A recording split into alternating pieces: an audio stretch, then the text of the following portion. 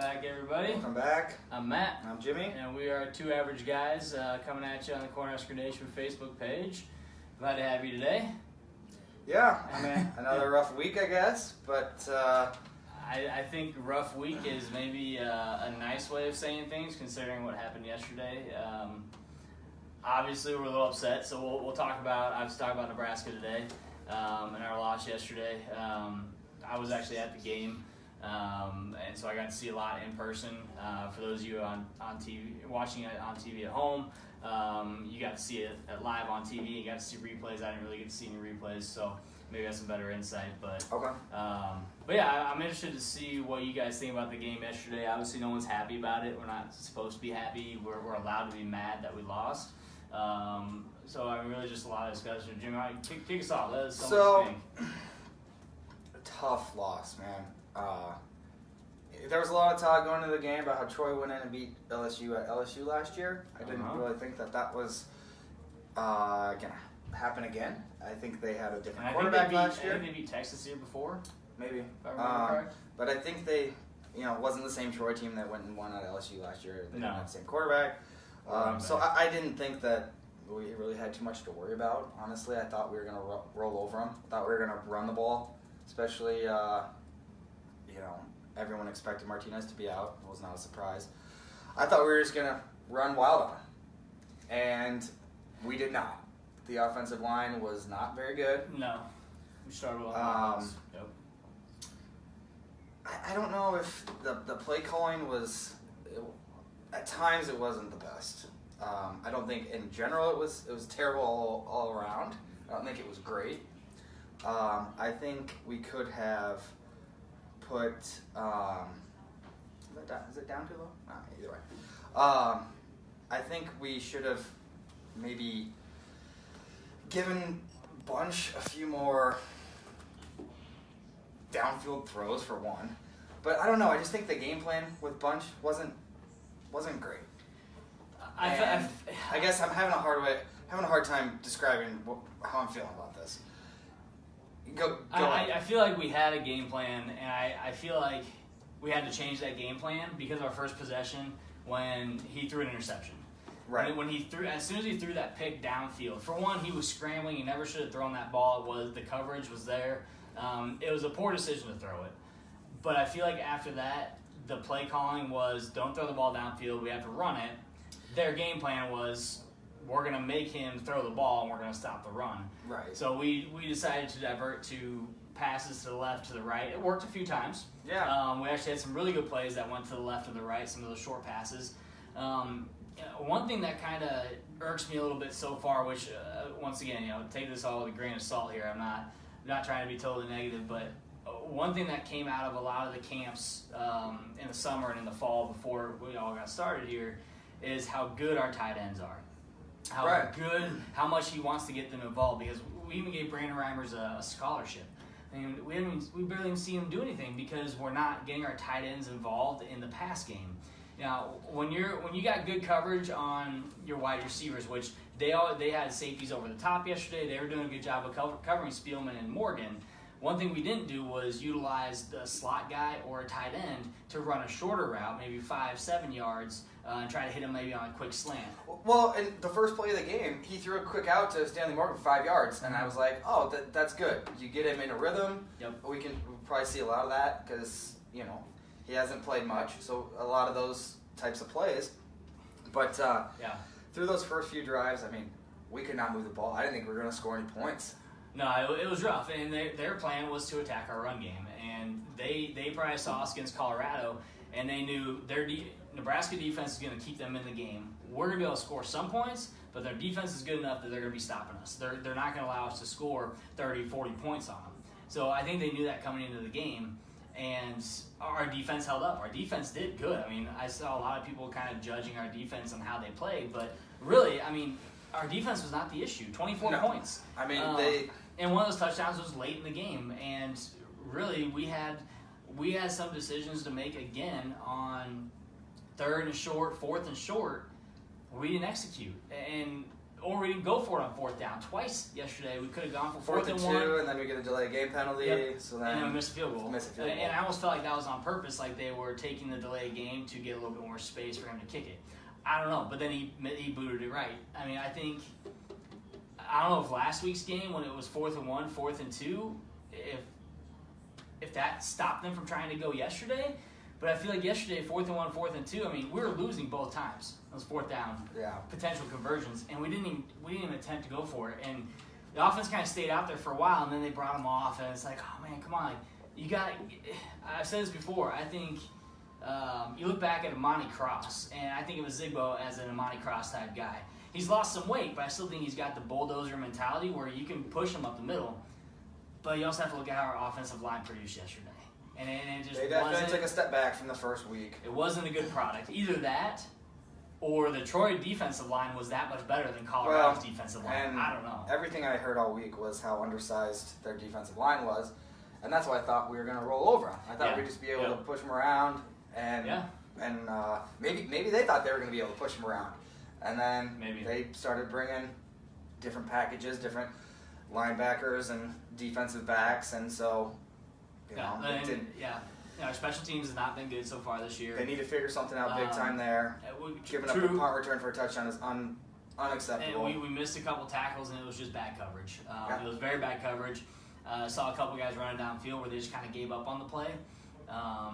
They tried to all run to the left side when the guy was clearly going the other way, and it was just bad.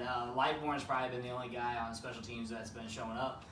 He's been punting it pretty well, and so I think he's been good. But our punt coverage, we didn't have really a chance to have too many penalties yesterday on the punt returns. We did a lot of fair catches, but our special teams needs a lot of work. I think true freshman kicker, he's clearly struggling. Yesterday, that was not a long kick. I think it was like a 33. It was 33 because it was 28 before that. Yeah. And I think maybe that is why we didn't go for it, was to, and I guess you can't really say that. If you have an opportunity to score a touchdown, you should. But he hadn't made a field goal yet at that point in his career. Yeah. So they might have said, okay, it's a pretty short one. Let's get him out there, get some confidence. Then they get the delay game penalty, moves him back, he misses anyway. He did eventually make one, but well, and let's talk about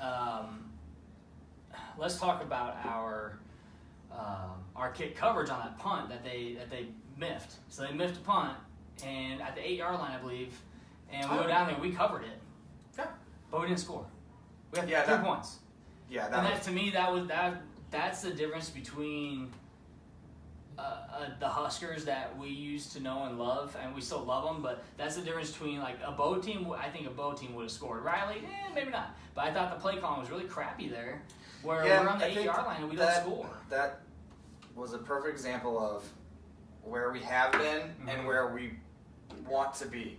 Yep. Where we have been is getting a gift like that and not taking advantage of it. I mean, you're inside the 20. I mean, our red zone has been awful this year, and that happened a couple times yesterday. And I mean, that's the difference between us and one of the, these teams that are ranked. Yeah. We're obviously 0-2 at this point, but just the mistakes have piled up through the first 2 games that we should be 2-0 at this point. And look at, you got to look at, offense, and our red zone defense has been pretty good. Yeah. The offensive plays where we've gone down the field with ease and scored, high tempo, we're moving the ball, we're getting on the ball fast, and we're finding the open guy really quick. We're having some good runs, making some good holes. We did that yesterday. We made some really nice runs, but we just didn't follow it up on the next possession. It just seemed like we found what was working, and either they decided to stop us next time, or we just didn't execute the next time we needed to do it. And I think that's the difference between Adrian Martinez and the difference between Bunch is they have that confidence in Martinez to let him kind of do a little bit more. And so I don't know what the playbook was for Bunch yesterday. Like how much visibility did he have? He really only threw a couple downfield passes. Obviously, one was on the 4th down that we caught and ended up scoring a touchdown. But one thing that I thought was interesting, I had heard during the week that Bunch is a better runner than people realize, and that people expect, like they're going to see him run, and he's fast. And Damon Benning, I heard him say, I could see him getting 15 runs. I think he had 2 runs, at least 2 designed runs. Yeah, one was solid. He got like 12 yards. Yeah, it was the first one. He got like 12 yards, and I'm like, okay. Yeah. At that point, I'm thinking, all right, we haven't been able to move the ball very well, and that was good to see. Yep. And I thought we were going to be potentially doing a lot more of that, but we did not.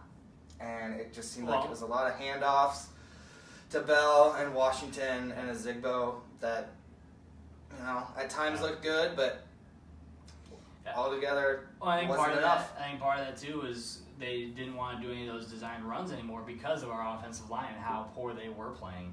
Because the last thing we want is Bunch to get hurt. Because then, really, we're down to another walk-on quarterback. That's a true freshman. As a true freshman. So we put ourselves in a bind. So I'm not mad they didn't run him more, but I also did hear that he is faster than what people think. His teammates have nothing but great things to say about him. He keeps his head on a swivel, And he, if you look at his numbers, he was like 19 to 25. He did not have a bad game. No, he didn't. It was the execution when we needed it. Not just from Bunch, but our offensive line. There were times when our wide receivers, when we were down, I could see them going out for a pass, and even if the pass was not to them, you could tell because their routes were just poor.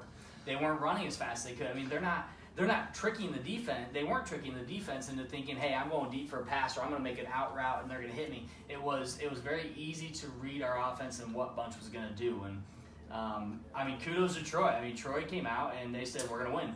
They wanted to win, and they said it was their Super Bowl, and yeah. Which right now, if beating Nebraska is your Super Bowl, like Colorado for you, it was beating Nebraska. Congratulations. We were 4-8 last year. We're going to have a rough year this year. Yeah, we had a back. Our quarterback goes down in the first game, and our backup left the week of the first week of the season. Yeah. So.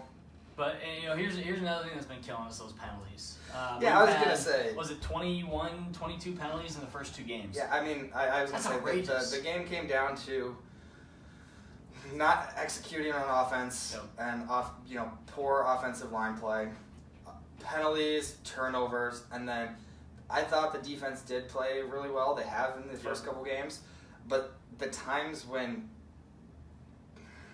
they've given up. The last touchdown Troy scored, it just seemed like a missed assignment or something that has cost us a touchdown. Yep. When they do miss, and I know missed assignments happen a lot, and that's how you are able to score. But it seems like the ones that they have really hurt us, and it's been at an inopportune time. Yeah, well, and Williams had a fantastic game on the outside covering receiver. Yeah. He played fantastic again. I love the defense. And Mohamed Berry is my favorite player on the defense. He is probably the best player on defense. And I was so mad when he got kicked out of that game. It was so I have different feelings about targeting. I know everyone has different feelings. I'm the one that posted on Cornerstone Nation that hey, I'm at the game. That was not targeting. I was ticked off. I saw the replay of it. And I'm going to stand by that. I still don't think it's targeting, but I think you call it a penalty. Maybe a late hit. It was a late hit. It was stupid, but you see guys run, that aren't defenseless. They see a hit coming, or they know that someone's going to hit them, that they aren't defenseless, and a guy is pounding them with their head. You see that head-to-head contact all the time. So what's the difference between that? When it's a full-on head-on-head collision, they don't even try to hit anything but the head, and a quarterback that's going down and a shoulder going into the head. Like, to me, there's not a huge difference. I think there's more of a potential impact for someone to get hurt on those head-to-head, even when you see it coming. Because that, to me, it seems like there's more head of speed, and I feel like it was dumb. It was not smart for him to hit him. He was already going down.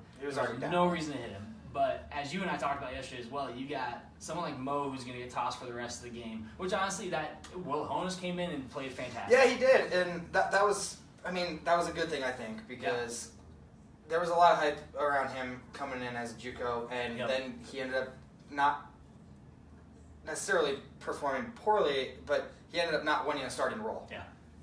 But it looks like he's been working hard, and he played well. And played well. I agree. But so you have a play like that, which obviously is disappointing to see. It's not the first time we've seen someone from Nebraska ejected for targeting. Even though Nate Gary at one time he got ejected a few years back. Twice. It was one of them definitely was not. But either way, I think that when you have a play like that, Then you look at the Adrian Martinez play from last week, and I know I need to get off this because it happened. It's Right. over with. But the video was sent to the Big 12 or the Pac-12 and the Big 10, and both of them said no, nothing to see here. When that's crap. There's no way there's nothing to see. Yeah, I mean, you get Mohamed Barry tossed for 3+ quarters of the game for what I would say is a dumb late hit bump. Yep. But then you have video proof, and yeah, I don't want to talk about it either. But the video evidence shows that you see him look up, no ref around. And that's why we end up losing that game, in my opinion. Yeah. And the second game as well. Yeah. And who knows? We don't even know if we're going to have Martinez back next week against Michigan. And if we don't, it's going to be rough. So he could potentially be taking our guy out for a couple games. That's unfortunate that something like that can happen and no punishment gets handed down. So that's what kind of takes me off. But then you also have, later in the game, I think it was maybe the next Husker possession, Andrew Bunch has the ball, and he gets his face mask grabbed and pulled down as he's trying to scramble. Yeah. Right in front of the ref. Ref didn't throw the flag. Well, it was twice. He got hit in the face, like helmet pulled, face mask pulled, and there was nothing. And even later on in the game, he was run out of bounds or something. Yeah. I thought it could have potentially been a late hit. Well, when you're giving yourself up as a quarterback running to the sideline, you know you're going out of bounds. The players know you're going out of bounds. You're not supposed to hit them, and they will throw flags. But overall, I thought the officiating was awful because also on one of our third downs late in the game, when I can't remember what the score was. But they called a hold on the outside by. It was 17-10, and we caught a touchdown pass. Yep, touchdown pass to Spielman on the sideline. Was it Mike Williams? And they called the holding on Williams, but he had a hand in front of him. He was blocking. I mean, to me, it was everyone was shocked in the stadium. Like, what just happened? What did they just call? And she does love her Huskers, and she's pretty biased, but. My wife seemed to think that the refs were being paid off to have us lose. I even turned to my brother and I said, "Hey, I'm like, how much money are they getting paid to really do a crap job in this game?" Every time something good happened for us, it I'm watching the game. I'm watching the game at DJ's dugout, and it was pretty packed, and people were excited. Every time I would jump up when something good happened, and then the place would just go, and it was because we got a flag. I'm like. Come on, man. We cannot get... And I know a lot of it is self-inflicted. Yeah. We need to clean a lot of that up. I didn't agree with that one. I felt like there was so many calls that went against us. Yeah. And we had a couple other holding penalties that took us back to 2nd and 20 or 1st and 20. And we're not making a lot of big plays right now, so that makes it even harder for us to come back and get that play downfield and be successful and score. And I just feel like those penalties are killing us. And like you said, self-inflicted. But I do feel like they got the benefit of some calls yesterday. I do feel like we got some calls against us that weren't right, and that's going to happen in every game. But some of them were pretty obvious that I'm surprised that they didn't go our way. But. Well, and we need to clean up the turnovers. I mean it's weird because and if it's a fumble, I mean that can happen to anybody, anytime, anywhere. Yeah. But it seemed like Frost at UCF, they did not turn the ball over very much. No. And so they need to get that instilled into the team that you got to protect the football. We actually should have even had one more fumble. They went to review, and I thought his elbow hit. No one was talking about that. It was all the ball came out before his knee hit. Yeah. I thought his elbow hit, which would be called down. They ended up upholding it that inconclusive. Yeah, it was just third down after that. But we should have fumbled. Even the angles that I saw on that, I mean, it was really it looked like the knee wasn't quite down yet, but it was really hard to see on the couple angles I saw whether or not it was. And I at that point, that's why you have to uphold the call on the field, because unless there is evidence to say absolutely that ball is out or absolutely his knee is not down, you'd have to overturn it. And so I think they made the right call there, but that was a really hard one for them to make. I think that we need to figure out how to not have these turnovers and get behind the 8 ball right off the bat. You go down 14-0 against Colorado. You go down 17-0 against Troy because you have turnovers and special teams punt return for touchdown. That is what is killing us. There's teams that we're not going to be able to play back from behind. And so Jordan mentioned our third down defense. There were definitely some third down conversions that they had late in the game. That last drive they scored that last touchdown, they had 3rd and 9 three times in a row. and they got it twice, and then there was a penalty on one. And the penalty was crap. I didn't agree with the penalty on that one either. Agreed. So it was pass interference or something. They called holding. Yeah, he just had like his hand on his back or something. And it wasn't even a catchable ball either. It wasn't even close. Yeah. I feel like that definitely killed us. So yes, we do need to clean up our third down defense as well. That at one point they were 0 for 7 on third down conversions. And then they got 3 in a row. Yeah. And so we saw it last week too. 3rd and 24, and we get a penalty that we would have won the game at that point. Yeah, and so they did in the Colorado game. Late in the game, I'm still seeing a lot of positive out of our defense, but those late in the game third down conversions absolutely hurt us. I mean, you can't deny that. And then they put the nail in the coffin on that drive to where they went up 24. Yeah, there was a misassignment, and there was a wide open hole that guy ran through for a touchdown. Yep, and ended up being the difference in the game. 24-13 at that point. And we weren't going to come back from that. I think a lot of people started heading for the parking lot at that point. And so one thing I'm really, I guess, happy about. Of course, we're pissed. Of course, what are you going to say? No. I just was thinking back to the game how everybody was leaving, and I'm like, I don't leave until the game's over. Watching, leaving the bar, and we score a touchdown. I mean, if we get that 2-point, whatever, we don't. But we stopped them 3 and out and got the ball back. Yep. And we still had a chance, and we throw an interception on the first play. It's just frustrating. Yeah, that was really frustrating. Hey, we still have a chance. We took 15 seconds off the clock on that drive that they had. Yeah, because they threw the ball on second down. I don't know what they were doing. I don't know what they were doing either. Then we stopped them twice running the ball and called 2 timeouts.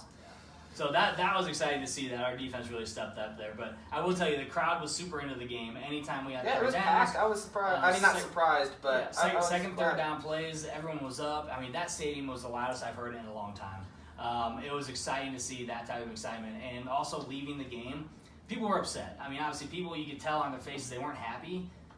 But there wasn't a lot of I can't believe this is happening again. Screw this, screw that. I've seen a lot of people talking about how this is no different than Mike Riley. Mike Riley said what Scott Frost is saying about trust the process and this and that. But this is completely different than what Mike Riley did. His staff is a lot different.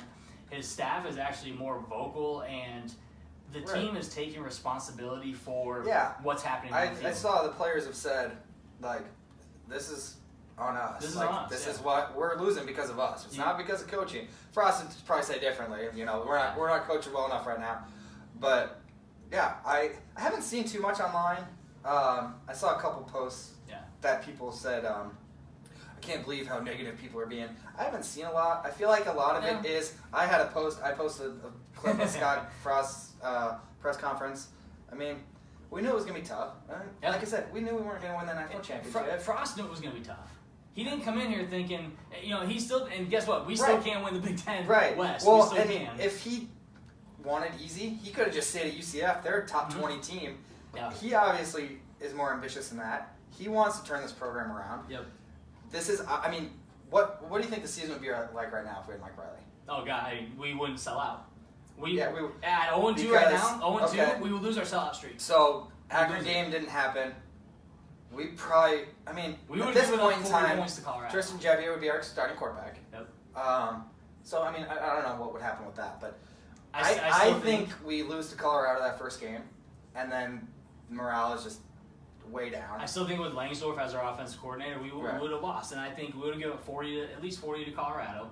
I still think we could have lost to Troy with Mike Riley, but I think we would have lost the sellout streak. You would have lost a lot of hope from fans. Scott Frost has the right mentality. He has a good head on his shoulders.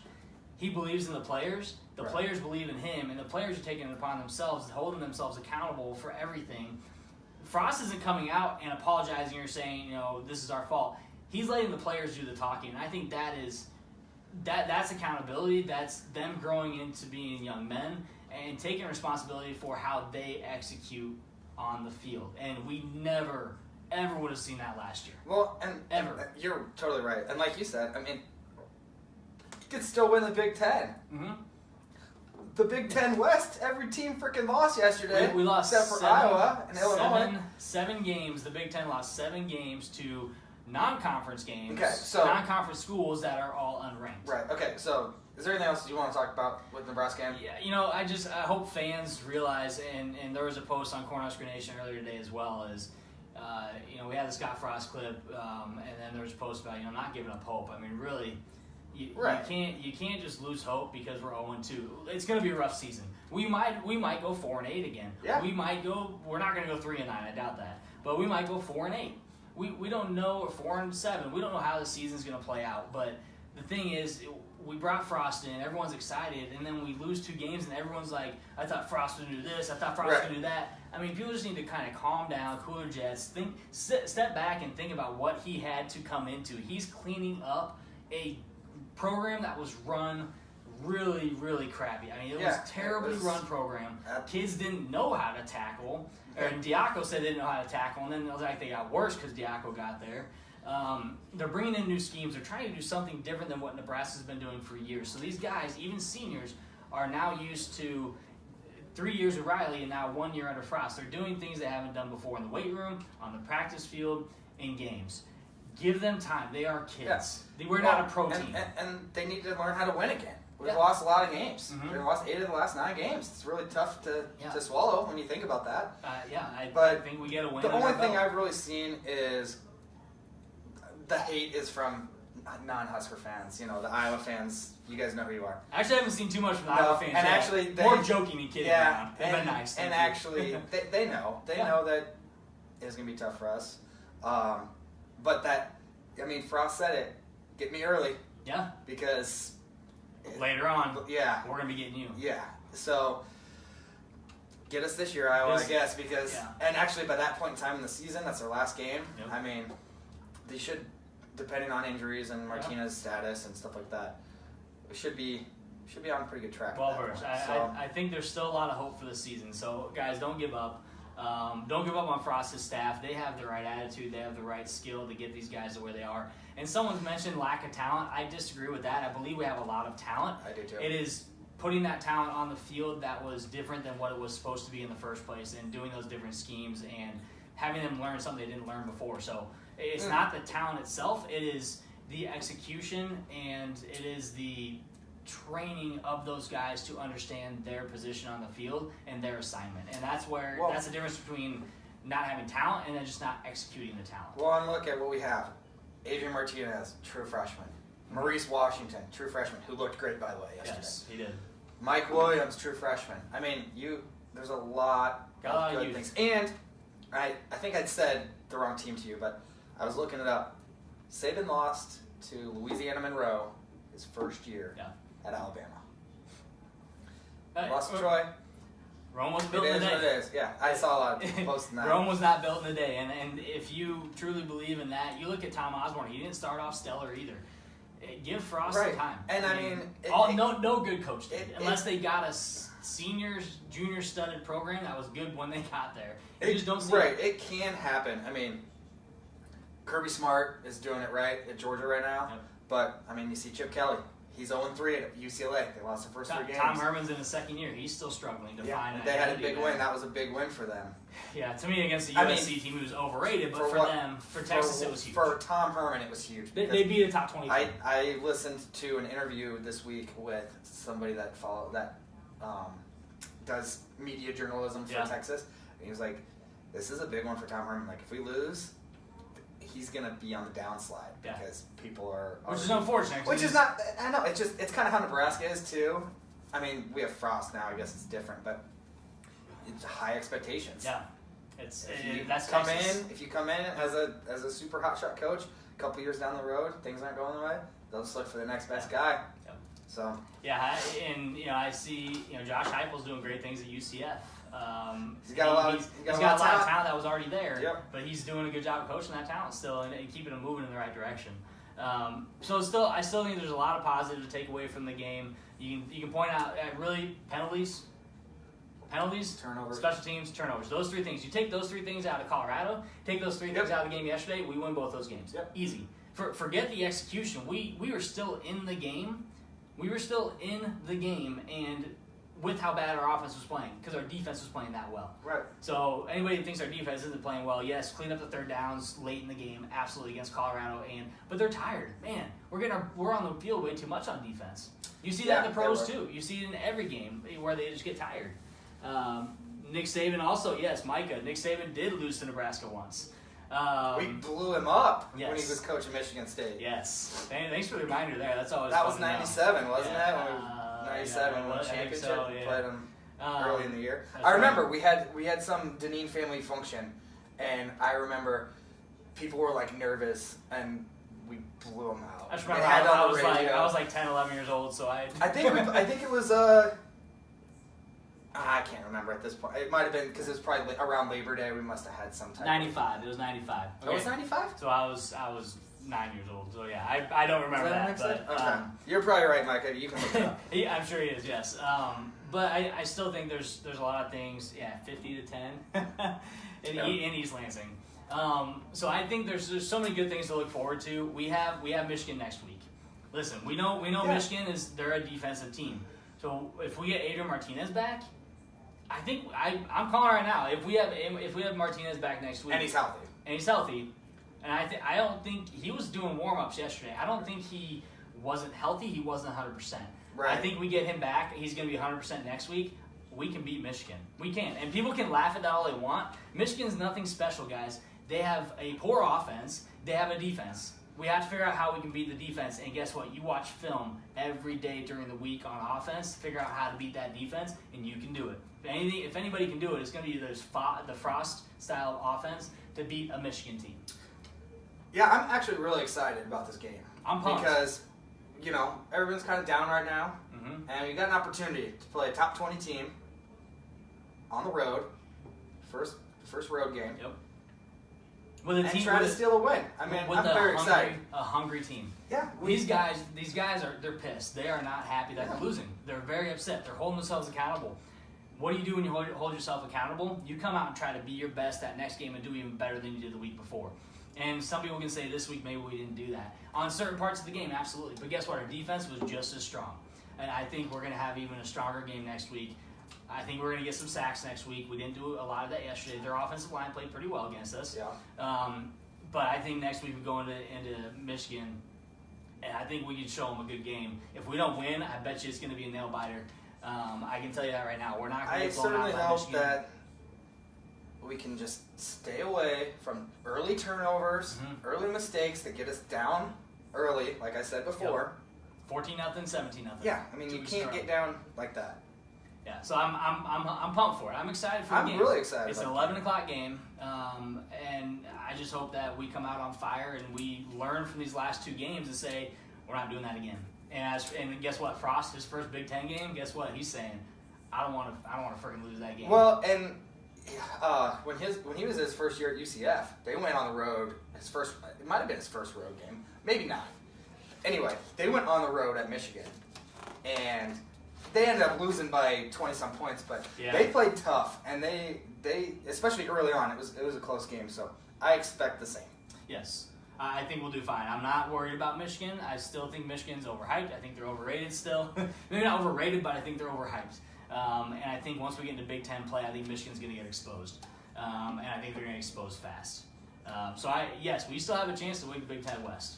We still have a chance to win the Big Ten West. I'll say it again. We have a chance to still win the Big Ten West, even with those first two losses. We should beat the majority of the teams in our division, and hopefully we can steal some of these other games. All right, go ahead. So let's talk about the Big Ten yesterday. So that's all necessarily the Husker talk, unless anyone brings anything else into the conversation here. But yesterday, 7 Big Ten teams lost to unranked opponents that are also non-conference games.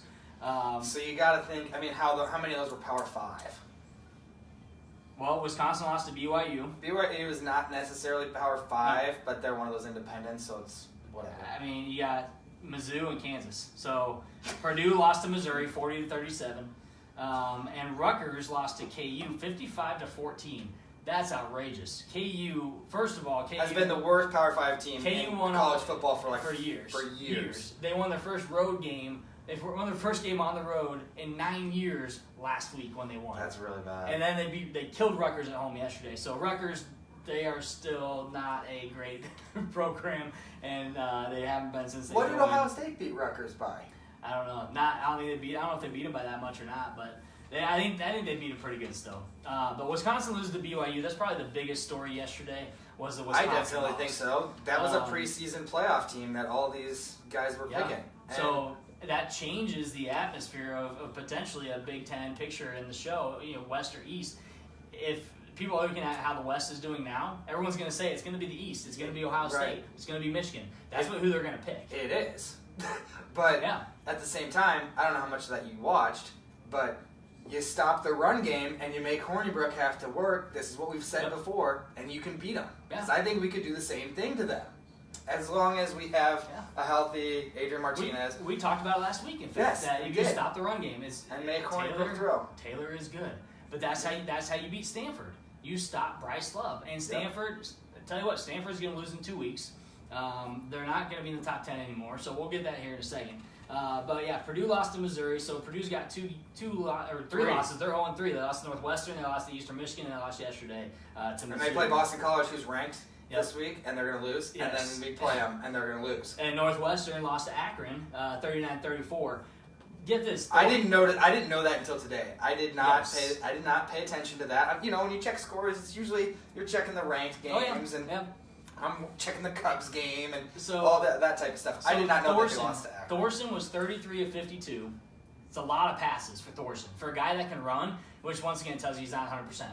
33. He threw the ball 52 times. 52 times. 33 of 52 for 3 TDs, but he also had 2 interceptions. And he had a fumble lost. So he did not have a good game for them, and I think for them to be successful, he's got to play well. And now they've lost 2 games in a row, so they're 1-2. Rutgers, they're just terrible. Illinois lost to South Florida 25-19. But South Florida was good, and 25-19 is not bad. No, and Charlie Strong has his team up and running. They're a fast tempo team. They're usually high scoring. That's not bad. So they kept it to 25 points. Okay. I think Illinois and Penn State play on Friday. Yes, yep. And then Maryland lost to Temple, 35-14. So Maryland had a good couple games, and they lost yesterday. Yeah, they did. Wow. So really, and then Nebraska, Detroit. So 7 of those games were pretty big for the Big Ten, but the biggest one is definitely Wisconsin losing. And no one can deny that. Wisconsin losing is huge for the Big Ten West. I thought Wisconsin had a shot. I really did. I thought they had a shot to maybe go. What Taylor's a sophomore now? Yeah.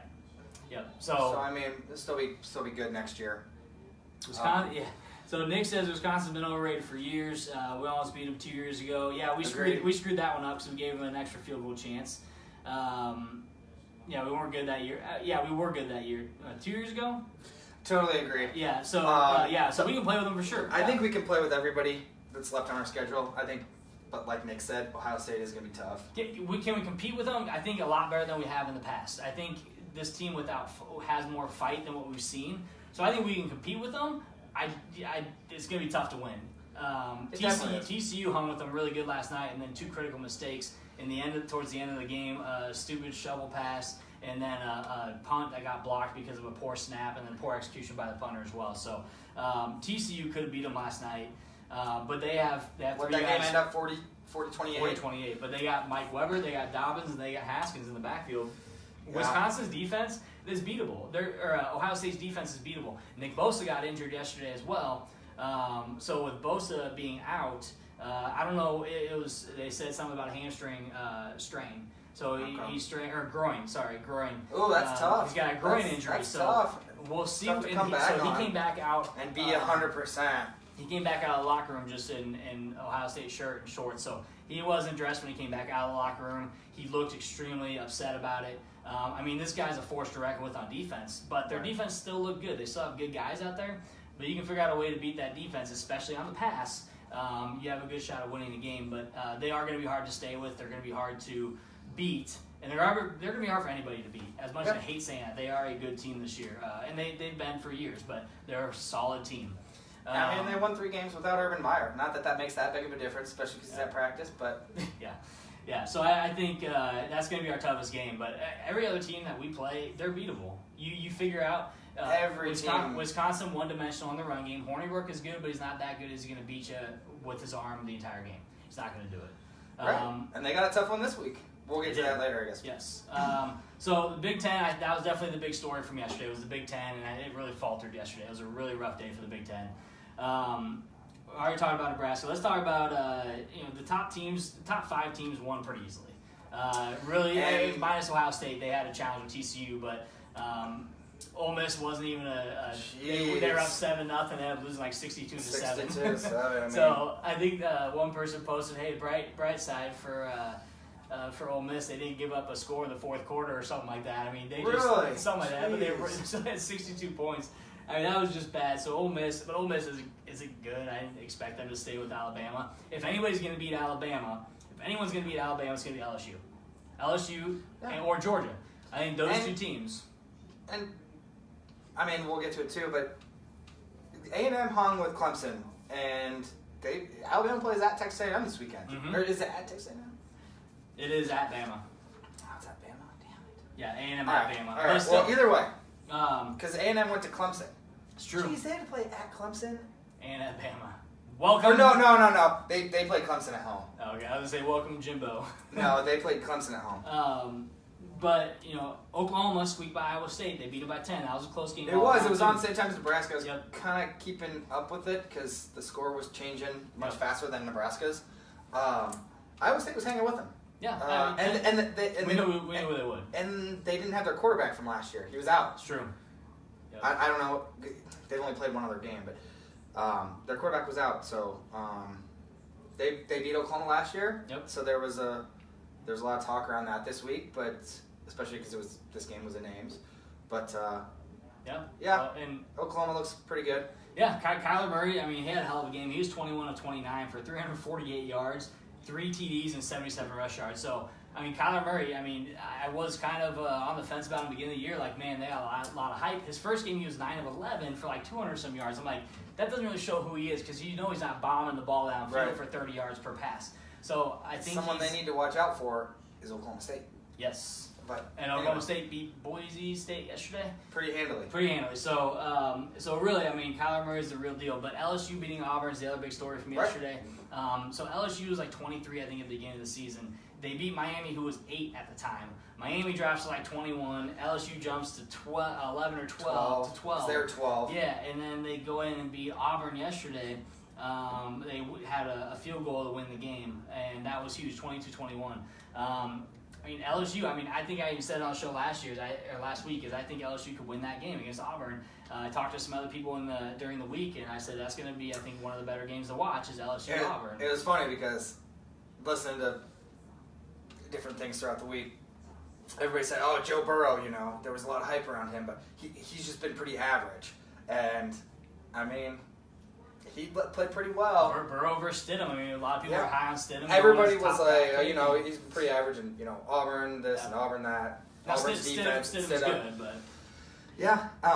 Well, go on. Yeah. So LSU wins with a field goal. They jumped all the way to number 6. All the way to number 6. So they actually jumped Notre Dame. Stanford won. They jumped Notre Dame. Although Notre Dame did win by 5 yesterday. Another game that they just barely won. Now, obviously, I didn't watch a lot of that game because I was on the road back to Omaha. But by the time I turned it on, they were driving the ball. Notre Dame scores. Vandy gets the ball back, and Vandy has a chance to score. They're going downfield, and I believe it was about a little over a minute left. 4th down play, I think it's 4th and 7, 4th and 8. 4th down play, quarterback throws a bullet, receiver goes up, catches the ball, comes down. Now they're calling it a pass breakup by the defender, which really, all he did was land on the guy when he hit the ground, and he happened to land on the ball as well, which squeaked out the guy's arm on 4th down. That was the game. But it was good defensive play. He was right there, but it was a better catch. Just didn't hold on to the ball, and boom, that's the game. So Vandy really had a good shot to end it and potentially knock off Notre Dame last night, but they didn't.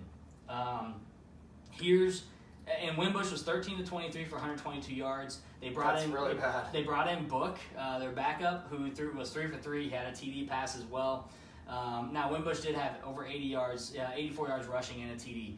So his rushing was good, but they're not going to win the game on rushing against teams with Wimbush. Eventually, he's either going to get hurt, or they're going to have to rely on his arm as well. And right now, it's his consistency downfield and throwing the ball. He hasn't been consistent. He hasn't been on point, and it's going to hurt him when they play some of these other games. Yeah, what I've heard on the radio is, not necessarily on the radio, wherever, multiple different things I listen to, but they said he's basically a running back playing quarterback. Yeah. Mm-hmm. And hasn't looked great. Yeah. But well, here's the thing. Notre Dame, listen up. Notre Dame fans. Maybe not many watching right now. I know maybe 2 that are going to see this. 3 maybe. Notre Dame, their schedule this year is not a lot different from what they usually have as far as the schedule. If they're going to run the table and make a shot at the playoff undefeated, this year is going to be the year. USC is not good. They lost to Texas yesterday, and Texas is not good. And I'm not trying to lighten the effect on the games, but really you have a chance because Stanford is not that good. You stop the run game, you can win. They're not putting up a lot of points. And Notre Dame has good defense. USC is not good. I've seen them play a couple times, and they're not impressive. They have a freshman QB. He turns the ball over. And a lot of people are calling for Helton's head, but this is one of those things where you got to pull them back. You got a young team in USC. They've lost a lot of guys over the last couple of years. But USC is not the normal USC we're used to seeing. So if Notre Dame's going to win, it's going to be this year. Win the playoff, but if they're going to go to the playoff and go undefeated, this year is their year because of their schedule allows them to go undefeated because it's not the toughest schedule they've seen. I'm still calling a loss in Blacksburg. Okay. But I don't know what week that is. But it's later on. But yeah, I mean, looking up and down their schedule, I mean, Florida State's absolutely trash this year. God, they're so bad. They lost yesterday. I don't know what other. You can call that one out. I'm not sure what other ACC teams they play, but they don't have to play Clemson. But Virginia Tech, I think, is going to be the tough one. Might be the toughest match. Yeah. And if they can win that one, they're definitely going to be. I think they're going to beat Stanford. I think they're going to beat USC. So those are your three toughest games on your schedule. I think you got a good shot to go undefeated, and that hurts me right here to even say it, but it's true. They do. I think that Stanford game in 2 weeks will be a really close game. Come down to the end, maybe even like an overtime type game. I think it'll be a good game, but seems once like again, both teams have kind of struggled to score points, which they don't normally do. You don't see that as much with Stanford. You see it a little bit with Notre Dame, but Stanford typically puts up some more points. Love is having a down year because people figure, hey, if we can stop Love, we can beat Stanford. Yeah.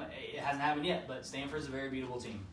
All right, so what do we got this week? This next week, we got some good games going on. We got Penn State, ranked number 10 right now, going to Illinois. Now, maybe it won't be a good game, but Illinois they got some young talent on their team. They got some guys that are now a little bit older. They have some more experience. It's at Illinois. It's on a Friday night. It could be kind of weird. We played Illinois at Illinois on a Friday last year. I mean, Penn State struggled with Utah State. You just never know. I think this could be a more intriguing game. It was Appalachian State. Sorry. Utah State was it Michigan State? Michigan State. Yeah. So Appalachian State, but Illinois, you just never know. You never know what's going to happen. I think Illinois could give them a challenge when Penn State comes to visit. You got number 8 Notre Dame at Wake Forest. Wake Forest is one of those teams where they seem to be kind of up and down and up and down and up and down. I don't think they're up right now. But they've got film on Notre Dame from the last 2 weeks to see how teams have been able to stop them. This is the first road game too. Notre Dame's first road game. So I still think Notre Dame wins that game, but I'm interested to see what Wake Forest brings and how they plan to stop Wimbush. Because right now, without Wimbush, I mean, I don't know how Book is. He's only played a few snaps, and it seems I think he's more of a pocket passer. Well, yeah, it seems like Brian Kelly wants to play him, but is not sure when to play him. So I think he's got to figure that out because if Wimbush isn't doing it down the road, they're going to have to bring him Book and play him more often. It is kind of crazy how that works, and I know we talked about this before, but they seem to have some young quarterback always that plays well, and then he plays well, and he plays well, and then the next year or whatever, they end up having somebody come in and take his place because Everett Golson's not performing very well. Malik Zaire. Zaire's not yet. So, I don't know. Anyway. Then you got Nebraska at Michigan and number 19 Michigan. So once again, I think you guys should watch out for this game. Nebraska fans, watch this game. Cheer on your Huskers. I think we can win that game. I think if we clean up the turnovers, we clean up the penalties, we are a solid team. We got to clean those two things up. I think we can win this game. Very excited about it. Yes. So go Big Red. Always excited to play top 22. You got number 22 A&M going to Bama. So going to Bama is going to be a tough test for him. But Jimbo, let's see what you got up your sleeve, man. It's first time playing against Saban. This is going to be probably a rivalry down the road for years to come. He enjoys those types of games. He's a good coach that can win games. So we'll see what he can do against Saban. I think that's talk about two coaches who've been coaching for a long time. I hope it happens because Alabama looks so good right now. I don't want them to win again. I want somebody to beat them. Georgia, LSU, two teams that can do it. If not A&M. Number 17, TCU at Texas. Now, I only put this game on here because I heard some people say yesterday, Texas is back. I don't know, maybe I was watching ESPN, but a couple people were like, Texas is back, they're back, and this and that. I'm like, no, they're not back. They beat, once again, a USC team who I think is not very good right now. But they won at home. TCU going to Texas, I don't think it's going to be any different. TCU, the way they hung with Ohio State, which I was surprised by. I think they're going to destroy Texas. I think it's going to be close. And then we got number 24, Michigan State at Indiana. It's a Big Ten matchup. Michigan State's one of those teams this year that's kind of like, I think are they good? Okay. Are they bad? Indiana's doing okay. And they still have Michigan State ranked in the top 25? 24? Yes. 24? Yeah, 24 right now. Yep. Okay. So that could be a good game. Indiana, they could bring it. So we'll see what happens. Okay. Or that's going to be a blowout. One of the two. Yeah, probably. Then we got number 18, Wisconsin. Number 18, so they dropped quite a bit. They did drop quite a bit. Which they should. They lost to an unranked non-conference opponent. And then they go to Iowa, so they play at Kinnick Stadium. So yeah, you mentioned before we got started, you got a lot of teams in the top 25 that have one loss. Yes, there's 9 of the top 25 teams. That's why. And then yes, Iowa hasn't played anybody yet, but Iowa's 3-0, and they're not in the top 25 yet. So they were in that others receiving post. They're like 26. Yeah, so this is a big opportunity for Iowa to come in and knock off Wisconsin, or Wisconsin to come into Iowa, and Iowa knock them off at home, and for them to jump probably in the mid to upper teens. I mean, they could jump in the top 20 if they beat Wisconsin at home.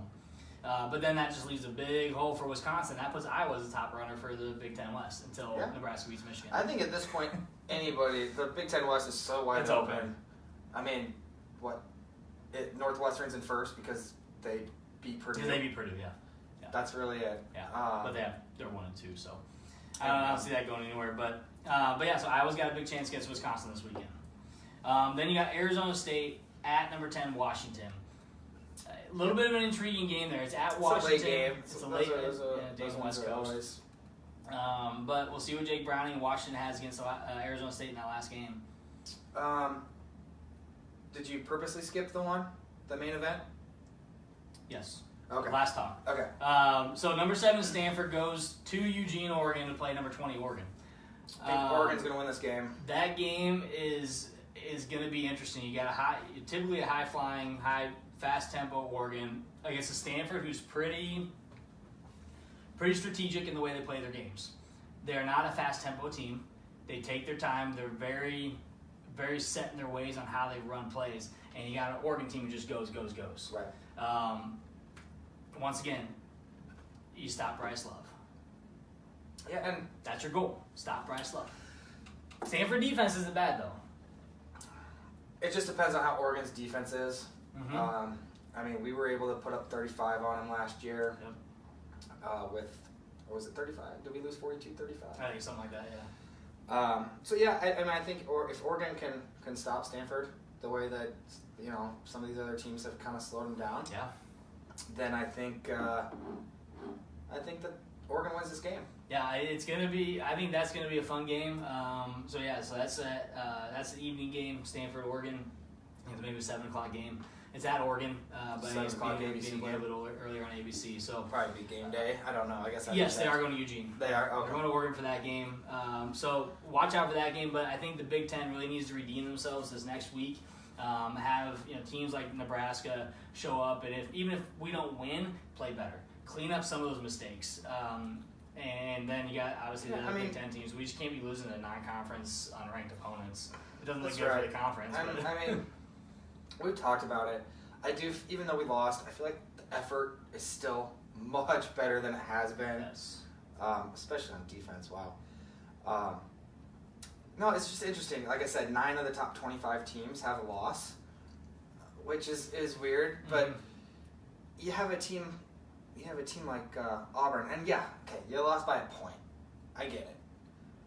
But you dropped 2 spots. To an LSU team who is now 3-0, but they started the season at 23 and got a big jump for being an overrated Miami team. It just makes it seem so ridiculous with these rankings. Which is why the rankings really suck, and we've talked about that before. Yeah, I mean, you have teams like Iowa, you have teams like Colorado, teams that are undefeated at this point in time in the season, and I haven't cracked the top 25. I mean, BYU, you beat Wisconsin, but you have a loss. Yeah. You lost last week, but they still have them crack top 25. Yeah. I get it. Well, it's a playoff contender that you just beat on the road. But that doesn't give chances to any other teams because you put the teams like Alabama, Georgia, Ohio State in the top 5, top 10, top 15. You put those teams in there at the beginning of the season before they play a game, and their first 3 games are against nobodies. First 2 or 3 games, they don't play anybody, and yet they are still up there. It doesn't matter how much or how big they win those games or how little they lose or win those games. Anybody behind them is going to struggle to do anything in the top 25 because they already get ranked at a certain point before the season starts because they think they're going to be that good. Well, don't get me wrong. Yeah. I mean, Alabama, Georgia, Ohio And State, they are the top teams. Yeah. And I don't know if you saw, Georgia did jump Clemson for the number 2 spot. They did. Which I would probably agree with. Yep. I watched a little bit of Clemson. I think they only ended up winning like 38-7. But now Texas got 1 vote, or no, was it Florida State or Texas that got 1 vote to be in the top? Florida last State. week it was Yeah, Florida State. Florida State. Now Texas, they beat number 17 USC. They're gonna. I bet you anything they're gonna jump into the top 25. Well, I don't think they did. They did this week. I bet you they will though. And They beat TCU, some, they might. someone's gonna be posted. Someone's gonna be putting them in the top 25. I don't know if they got any votes for this week. I didn't but see that. I guess wouldn't be didn't shocked. know. I bet they got If some they votes. beat TCU, I mean, you win back-to-back Oh, they will. top 25 teams. I mean, okay, Yeah, sure. but Texas isn't back. Not yet.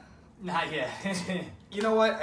And I've heard talk about, from national media posts and writers and different things. Like, the sport of college football is better as a whole when teams like Nebraska, Texas, Notre Dame, when those teams are good. Yes. So, as much as we hate some of those teams,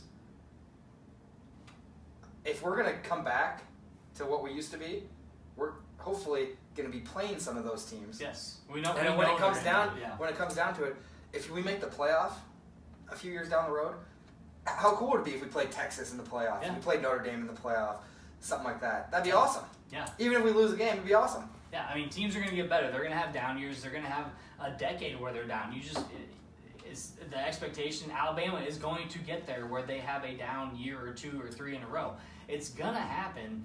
And it may not happen for a couple more years still, but it may not happen until Saban retires. Yes, but it's going to happen. And people, once again, Husker fans, keep your heads on, man. We got this. We're going to be fine. Frost is going to be fine. The team's going to be fine. They're holding themselves accountable. They're going to be fine. It's year 1. We talked about it 100 times. And it sucks. Be mad. That's fine. I'm mad, too, that we lost. I'm mad that I remember the last time I saw the Huskers win a game at home. Like actually being at the game. I don't They know lost the last 6 time I saw home. them They win. lost 6 home games in a row now. Yeah, so I don't know the last time I saw them win at home for games I've been to. So it sucks and it's not fun. Don't be depressed. Don't go see a therapist.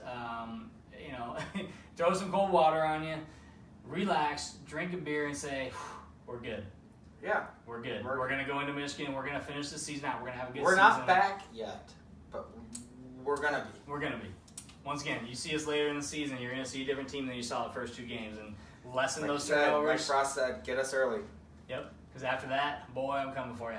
So, anyways, that's all I got. Yeah, that's pretty much it. Just Um, keep your heads up, lick your wounds, and we'll be back this week. Got a top 20 team that we're playing. Get excited. Go Big Red. I'm Soon, Matt. I'm Jimmy. Soon enough, we'll be playing these top 25 teams when we're right there with them. We're in the top 25. So, go Big Red. Yep. Go Huskers. I'm Matt. I'm Jimmy. We're 2 average guys. Thanks for joining, Yep. everyone. See you next week.